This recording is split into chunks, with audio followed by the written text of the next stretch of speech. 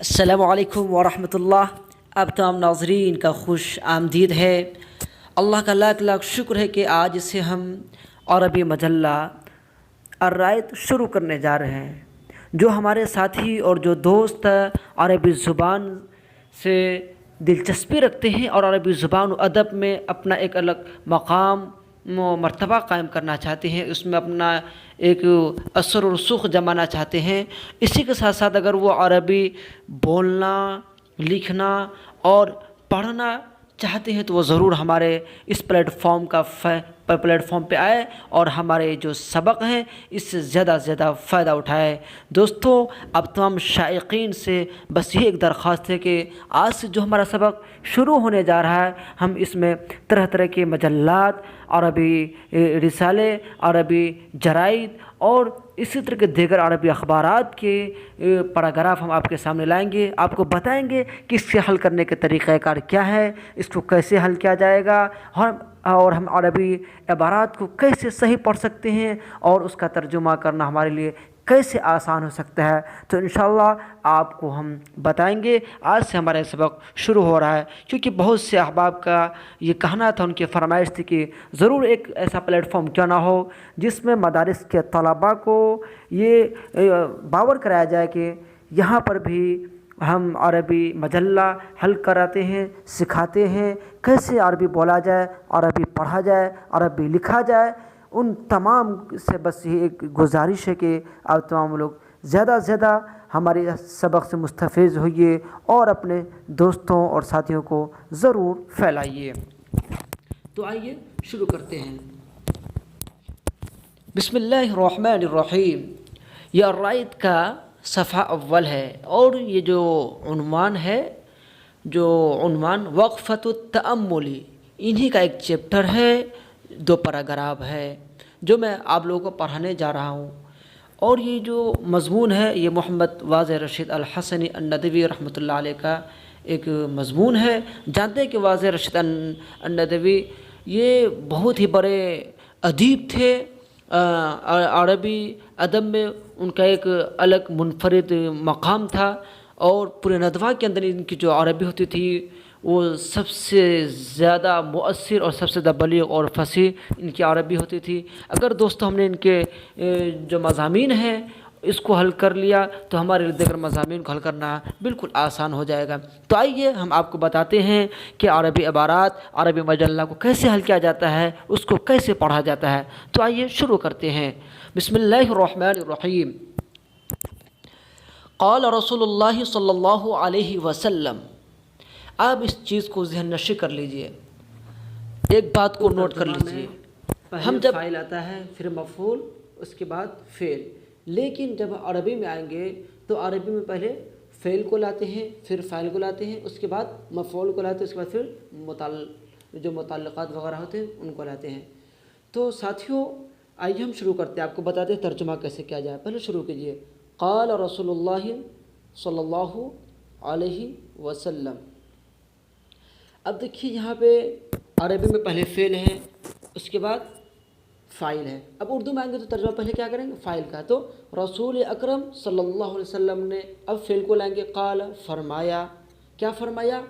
ترکت فیکم، ترکت میں چھوڑ کر جا رہا ہوں، فیکم تمہارے درمیان، امرینی 2 چیزوں کو، لن تضلوا تم ہرگز گمراہ نہیں ہوگے۔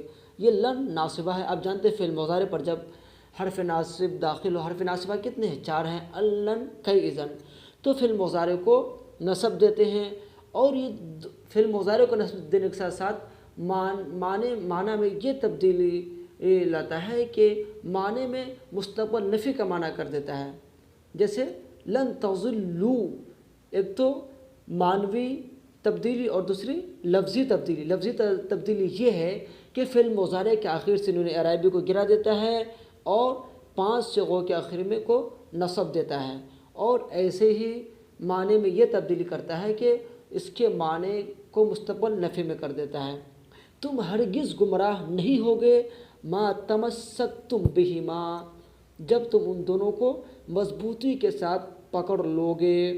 اوکے، اب اس کا ترجمہ ہم اس طرح کر سکتے ہیں. اصل عبارت یہ لیجئے، ترکت، اس کے بعد فیکم امرینی، اس کے بعد لائیں گے ما تمسکتم بہما، میں تمہارے درمیان دو ایسی چیزوں کو چھوڑ کر جا رہا ہوں، تم جب تک ان دونوں چیزوں کو پکڑے رہو گے لن تضلوا. اب اس کا ترجمہ کریں گے ہرگز گمراہ نہیں ہوگے. وہ دو چیزیں کیا ہے؟ وہ دو چیزیں ہیں کتاب اللہ، اللہ کی کتاب، و سنت نبی صلی اللہ علیہ وسلم، اور نبی اکرم صلی اللہ علیہ وسلم کی سنت و سیرت ہے. والقرآن الکریم، قرآن کریم، والحدیث النبوی شریف، اور حدیث نبوی صلی اللہ علیہ وسلم، مصدرانی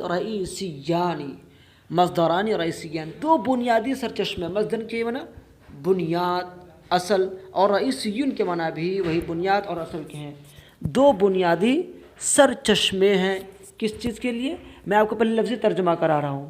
جب آپ کو لفظی ترجمہ کرنا آ جائے گا اس کے بعد پھر آپ جو عبارت کا مفہومی ترجمہ ہے اس کو سمجھنا اور اس کو کرنا آسان ہو جائے گا. لیکن فرسٹ اسٹیپ آپ کا یہ ہونا چاہیے کہ پہلے ہم لفظی ترجمہ کرنا سیکھیں. لفظی جب تک ترجمہ آپ کرنا نہیں سیکھیں گے، لفظ کے معنی کو، اس کی گہرائی کو نہیں پہچانیں گے، نہیں جانیں گے، تب تک آپ صحیح عربی دان نہیں بن سکتے ہیں. اب عربی عبارت کا صحیح ترجمہ نہیں کر سکتے ہیں. اس لیے آپ پہلے لفظ کے جو معنی ہے اس پر غور کیجیے. مصدرانی رئیسیان، ان دونوں کے معنی ہیں دو بنیادی سرچشمے، یعنی مصدر کے جو معنی ہیں وہی رئیسیون کے معنی ہیں. دونوں مترادف لفظ ہیں. دو بنیادی سرچشمے کس کے لیے؟ لتعلیم الاسلامی، اسلام کی تعلیم کے لیے، یعنی اسلام کی جانکاری کے لیے، وہ سلوک المسلمین، اور مسلمانوں کے کردار کو جاننے کے لیے، ومنہج حیاتہم الفردیتی، منہج میں راستہ، طریقہ، حیات زندگی، فردیت انفرادی، جماعیت اجتماعی، ان کی انفرادی، ان سے ضمیر کی ان میں جو ہم ترجمہ کر رہے ہیں، ہم کی ضمیر جو لوٹ رہی ہے وہ مسلمین کی طرف لوٹ رہی ہے، ان کی انفرادی اور اجتماعی زندگی کے طریقے کو جاننے کے لیے، مع انفسہم، خواہ ان کے ساتھ ہو، و اسرتہم، یا ان کے خاندان کے ساتھ ہو، اسرت جمع اسر خاندان، و بیعتہم، اور ان کے قبیلے کے ساتھ ہو یا ان کے گھرانے کے ساتھ ہو. بیعت جائے بیعت، قبیلہ، گھرانہ، رشتہ دار. حتی ما غیر المسلمین، یہاں تک کہ غیر مسلموں کے ساتھ. یہ لفظی ترجمہ ہو گیا. اب آئیے ہم آپ کو اس کا جو ایک ادبی اردو ترجمہ ہوتا ہے وہ کر کے بتاتے ہیں. والقرآن الکریم والحدیث النبوی شریف، قرآن کریم اور حدیث نبوی صلی اللہ علیہ وسلم. اب یہاں سے لیں گے ہم مسلمانوں کی انفرادی اور اجتماعی حیاتن کی صفت ہے، فردیہ اور جماعیہ، یہ دونوں حیاتن کی صفت ہے. اوکے، حیات مضاف، ہم مضاف الیہ، اور الفردیہ والجماعیہ ان کی صفت ہو جائے گی. مسلمانوں کی انفرادی اور اجتماعی زندگی کے طریقہ کار یا اس کے منہج، اور مسلمانوں کے کردار اور